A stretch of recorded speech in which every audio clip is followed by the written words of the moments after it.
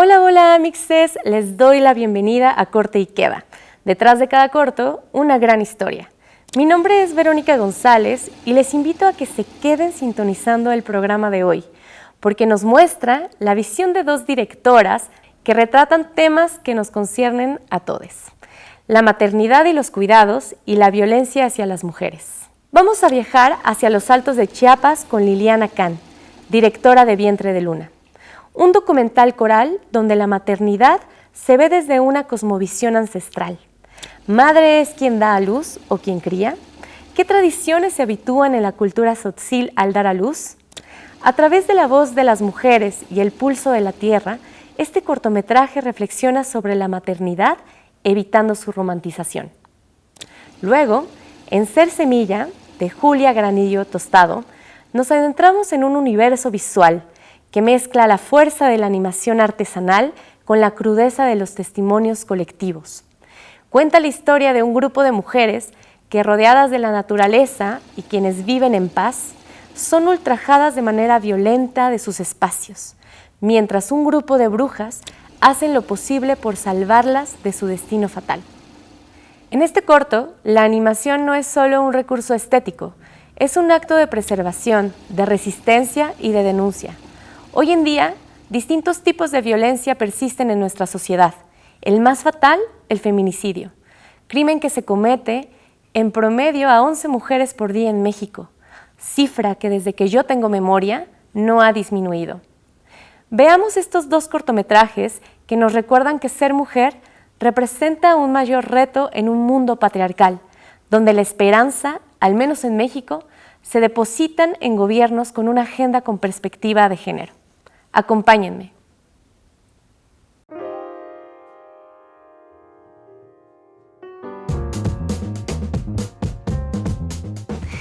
Estamos con la directora Liliana Can, quien tiene y está nominada a un corto documental titulado Vientre de Luna.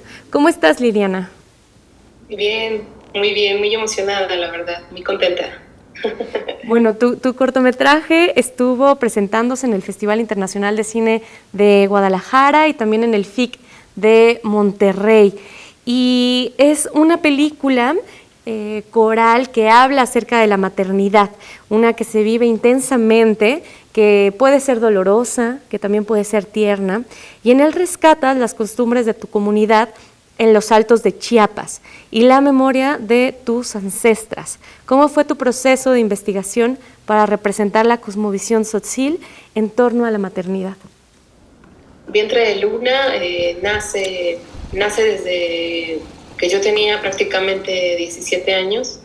Mi madre, entre una de esas pláticas que teníamos en la cocina, recuerdo que me contó acerca de la existencia de un rezo tradicional que en la comunidad se está perdiendo, y es esta forma de pedir por la madre y el niño antes del nacimiento. Entonces, en ese momento a mí me llamó muchísimo la atención este rezo. Comencé a buscar en libros, buscar películas, documentales en internet, pero nunca tuve como información acerca de los rituales o de las prácticas o saberes ancestrales que nos comparten nuestras abuelas, nuestras madres en la comunidad. En aquel entonces yo estaba estudiando, y cuando encuentro el cine, que es en el 2014, gracias a un taller del Centro de Capacitación Cinematográfica, es que aprendo a usar la cámara y también me voy adentrando más como a contar también parte de nuestra propia historia, ¿no? ¿Cómo fue dirigir esta historia tan íntima en un contexto comunitario? La verdad sí fue bastante complicado en el principio, porque, bueno, no acostumbran a ver cámaras dentro de la comunidad, y menos a una mujer llevando la cámara, ¿no? Entonces, la ventaja que tuve en ese momento fue que mi hermano estaba dando su servicio comunitario dentro de la comunidad, y para poder entrar yo tuve que pedir permiso a la comunidad, y mi hermano pues también me dijo, bueno, háblale a la comunidad primero, antes de que filmes, llegues y filmes, prefiero que hables con la comunidad. Lo hicimos de esa manera, pedimos permiso. A partir de ahí la misma comunidad también se fue como abriendo, se fue como acostumbrando a vernos y las mujeres, pues prácticamente quienes están dentro de la película, la abuela Andrea con su hija, pues son prácticamente mujeres que se fueron acostumbrando conmigo cuando llevaba la cámara a su casa, ¿no? Mi mamá siempre estuvo acostumbrada, se acostumbró también porque a donde quiera que yo iba con ella, íbamos a la milpa, íbamos al bosque y siempre llevaba la cámara, ¿no? Entonces ya empezaba a filmarla desde entonces. Creo que de alguna forma ya ella salió como muy natural en la película. Y para las otras mujeres, ¿cómo fue enfrentarse y contar su propio relato?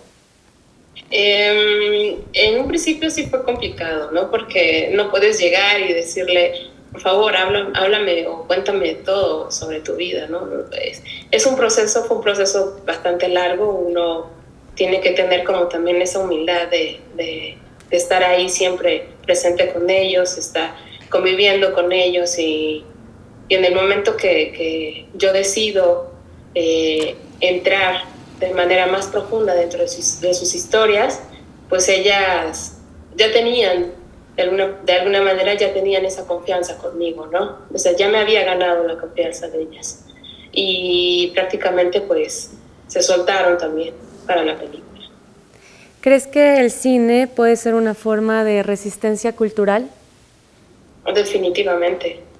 Yo pienso que sí, porque resistimos a partir también de nuestro lenguaje, desde nuestra lengua materna, desde el territorio que también habitamos, desde las historias que nos vienen contando y desde cómo posicionamos también el cine que venimos haciendo desde nuestras comunidades, ¿no? Este es un cine, nosotros le llamamos cine tzotzil porque viene desde la lengua tzotzil, entonces creo que sí, el cine tiene una dimensión muy grande y que abarca desde esto, ¿no? De esta lucha y esta resistencia también de que aquí estamos, también existimos y somos parte de. Claro, y es un relato que aparte se queda para la memoria de esta misma comunidad, no solamente del espacio geográfico, sino de estas personas y de la propia lengua. Liliana, muchísimas gracias por esta entrevista. No, para nada, al contrario, muchísimas gracias a ustedes. Bueno, estamos a punto de ver Vientre de Luna, un documental que nos conmueve a partir de sus imágenes, de la naturaleza que se muestra en ella y a través de una historia que se va entretejiendo entre varias mujeres en torno a la maternidad. Así que quédense aquí. Corte y queda.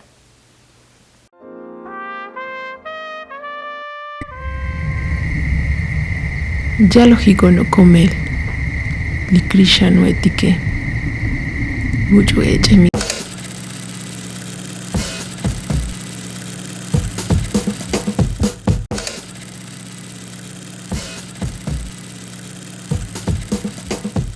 Estamos de regreso en Corte y Queda y estamos aquí con la directora Julia Granillo Tostado. ¿Cómo estás, Julia? Hola, muy bien, gracias por la invitación. No, gracias a ti. Ella es la directora del cortometraje Ser Semilla, que fue parte de la selección oficial de Cannes en la Semana de la Crítica y también formó parte del Festival Internacional de Annecy, que es uno de los festivales más importantes de animación en el mundo, así como del Festival Internacional de Cine de Guanajuato y de Morelia. Creaste un corto bellísimo que habla acerca de las desapariciones de las mujeres y de la violencia hacia la mujer. Y lo haces a través de la fantasía. A mí me gustaría preguntarte qué te inspiró a contar esta historia a través de la fantasía y de la figura de las brujas. Sí, pues la idea inicial surgió de la leyenda de la mulata de Córdoba, que es una leyenda del siglo XVII, que es de una mujer que acusan de brujería y la Inquisición la agarra y ella se escapa dibujando un barco en una pared. Y la leí y me pareció como muy extrañamente como relevante para los como problemas de hoy en día en cuanto a las mujeres, ¿no? Como el paralelo entre la casa de brujas y eran estas mujeres que básicamente mataban por ser mujeres. Entonces quise como hacer ese paralelo entre esa historia y la situación actual en México, pero en el mundo también. Claro. Y entonces, bueno, por un lado la brujería viene tanto de la leyenda, como me parece que la figura de la bruja como arquetipo siempre es como estas mujeres como muy poderosas, muy libres, muy llenas de sí. Entonces como que me gustó agarrar como ese arquetipo para las mujeres que representaba. Y la fantasía y un poco más como el lado poético de contar la historia era porque pues no quería mostrar nada de violencia gráfica en pantalla, claro, porque siento que todo lo que pones en pantalla puede o romantizarse o normalizarse, entonces como no ser parte como de eso, ¿no? Entonces como encontrar la manera de poder hablar de este tema y que también para gente que puede haber vivido algo cercano o que es una realidad muy cercana para ellos no sea como algo traumatizante o como fuerte de ver de nuevo, ¿no? O sea, como poder reflexionar de este tema desde un lado mucho más suave y como que se pueda hablar sin como agredir a los audiencias. Bueno, tu corto tiene una manera de producción muy particular, ¿no? Y quienes militamos en el feminismo, pues podemos entender que el feminismo no solamente trata o ve por las mujeres, sino en general por todos los seres vivos, ¿no? Y hasta por el mundo. Y creo que, y aquí tú me dirás si estoy en lo correcto o no, pero el hecho de utilizar estos pigmentos naturales viene de esa misma idea. Cuéntame cómo fue el proceso de producción y por qué decidiste hacerlo así. Sí, pues por un lado quería, bueno, para empezar como que mi método de animación siempre es del lado análogo, ¿no? Okay. Entonces como trabajar las cosas con las manos y tener como el contexto, como el contacto directo con el trabajo, ¿no? Y quería que la historia que venía de México fuera como representativa tanto en el modo en el que se hacía como en la historia, ¿no? Entonces de ahí decidí usar semillas, que también un poco en relación meta con la historia y con el corto, que generaran pigmentos. Entonces, semillas que tuvieran una relación como con la producción agrícola en México, entonces son semillas de café, semillas de aguacate, semillas de frijoles. Y por otro lado, como dices también, la idea de que pues hay que cuidar al mundo, entonces la idea de hacer este corto de esta manera pues es una forma que es pues muy sustentable, al final todo se deshace, se biodegrada, no queda nada, entonces como que es un poquito como para cerrarlo como con un moño. Claro. Y bueno, hace rato mencionabas acerca de este poder de la imagen por sí mismo. Tu corto es uno que no tiene diálogos. Todo lo entendemos a través del movimiento de estos personajes. Me preguntaría saber qué reacciones ha recibido del público, especialmente de las mujeres que la han visto, que han estado en estos contextos de violencia. Sí. Pues en general la recepción para mí ha sido muy buena y eso como que lo agradezco mucho porque finalmente pues uno hace cortos y hace cine por querer contar algo y después pues nunca sabes cómo lo va a recibir el público, la gente, ¿no? Y yo tenía un poco de susto de no usar diálogos hacia cierto punto y usar como esta narrativa más poética porque no sabía hasta qué punto se iba a perder la historia o como el fondo de lo que quería contar en ese sentido, ¿no? Pero en general, en especial la reacción de las mujeres ha sido muy, muy positiva y como en esto de no mostrar violencia gráfica y como la suavidad con la que se puede tomar el tema, como que se ha apreciado bastante. Y que también lo agradecí porque este corto lo realicé en el contexto de una maestría y hubo muchas conversaciones con las y los profesores que me querían como que fuera un poco más explícita, ¿no? Y como a mí como la intuición y todo me decía que no fuera por ese lado, claro. Entonces como ha sido más bien como como una buena aseguración, no sé cómo decirlo, forma de, o sea, como me da confianza en que se pueden contar las historias de formas diferentes, ¿no? Claro, sí, digo, y finalmente es tu historia. Sí. Tenemos poco tiempo, pero a mí me gustaría preguntarte qué significa para ti ser semilla. Ay, wow. Ser semilla, bueno, para mí una conversación que se lee mucho era como querer hablar de este tema y saber que pues finalmente mi corto no es que va a solucionar la problema actual, ¿no? Pero finalmente que es algo que quiero que se siga hablando y que se siga poniendo sobre la mesa porque pues es una temática que hoy en día la estamos viviendo, siguen desapareciendo muchísimas mujeres en México y pues nada, espero que sea mi semilla y mi granito de arena para poder seguir apoyando este tema. Buenísimo, pues les invitamos a que se queden a ver este cortometraje de Julia Granillo. Espero que lo disfruten. Corte y queda.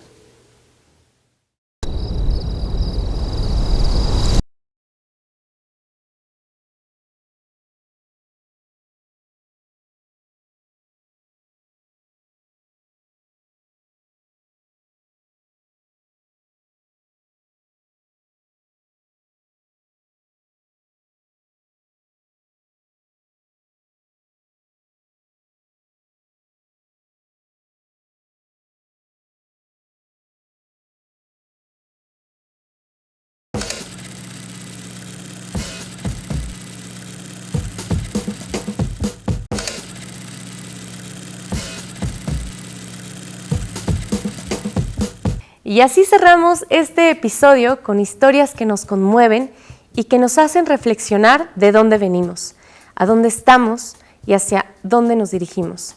Ser mujer nos obliga a cuestionarnos sobre los roles de género y los estereotipos que se nos han impuesto, pero sobre todo en encontrar nuestro lugar en el mundo, uno que podemos moldear en colectividad y que obliga al mismo tiempo a los hombres a que reflexionen sobre su masculinidad y cómo la ejercen. En el próximo capítulo nos iremos directo hacia los bordes de la realidad y del cuerpo, con 4 cortos. Empezaremos con Dolores, un mundo donde lo que parece un juego se convierte en algo inolvidable. Después, Spiritum, que nos transporta a un centro de rehabilitación que nos llevará a un encierro que refleja lo más profundo de uno mismo.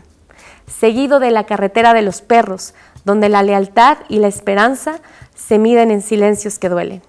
Y cerraremos con El límite del cuerpo, una historia que corre contra el tiempo, contra el miedo y contra el propio cuerpo. Prepárate, porque este episodio es para los que han sentido que ya no pueden más y aún así siguen. Nos vemos el próximo viernes a la misma hora por la señal de Capital 21. Adiós.